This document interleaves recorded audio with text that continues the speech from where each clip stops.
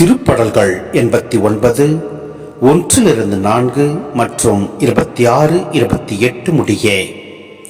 ஆண்டவரின் பேரன்பை பற்றி நான் என்றும் பாடுவேன். நீர் உண்மை உள்ளவர் என தலைமுறை தோறும் என் நாவால் அறிவிப்பேன்.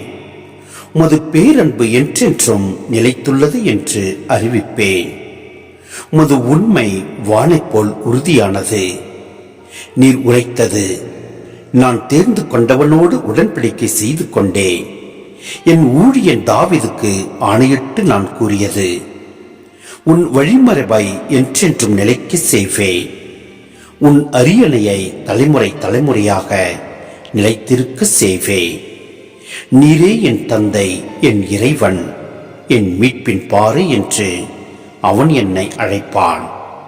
அவன் மீது கொண்ட பேரன்பு என்றும் நிலைக்குமாறு செய்வேன். அவனோடு நான் செய்து கொண்ட உடன்படிக்கையும் எப்பொழுதும் நிலைத்திருக்கும்.